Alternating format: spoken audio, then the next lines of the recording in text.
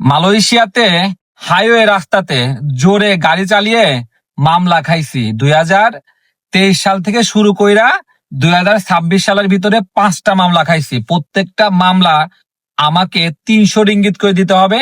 3 × 5 = 1500 ringgit, যেটা বাংলাদেশি টাকায় convert করলে 45,000 টাকার উপরে দাঁড়ায়।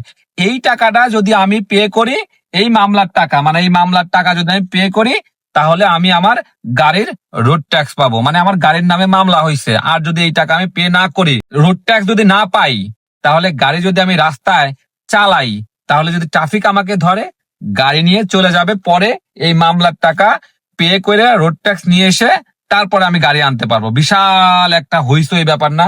আমি শুধরিয়ে নিয়েছি নিজেকে, কারণ অর্থের ঘা একদম কলিজায় গিয়ে লাগে ভাই।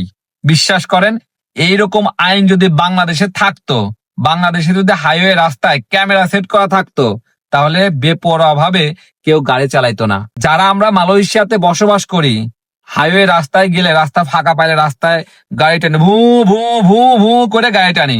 কিন্তু এদিকে যে মামলা হয়ে গেছে, এইটা আমরা খোঁজই রাখি না। যখন রোড ট্যাক্স লাগাইতে যাই, যখন রোড ট্যাক্স আনতে যাই, তখন আমাদের হুঁশ ফেরে। যাই হোক, আমার শিক্ষা হয়েছে, কারণ শিক্ষা জাতির মেরুদণ্ড। যেহেতু অর্থের উপর আসছে বিষয়টা, শিক্ষা আমার অবশ্যই হয়েছে।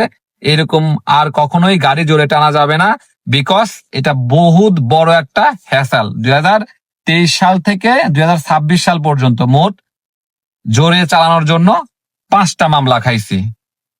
বোঝা গেছে? যাই হোক, আমার শিক্ষা হয়েছে, যারা কিনা জোরে গাড়ি চালান, আমরা জানি যে অনেকেই জোরে গাড়ি চালান না, যারা কিনা বাংলাদেশি প্রবাসী ভাইয়েরা মালয়েশিয়াতে গাড়ি চালান, হ্যাঁ, আশা করি আস্তে আস্তে চালায়েন।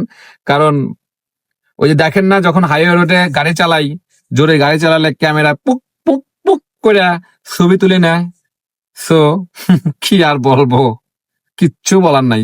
এই টাকা আমাকে দিতেই হবে। টাকা দেওয়ার পরে তারপরে আমি রোড ট্যাক্স পাবো।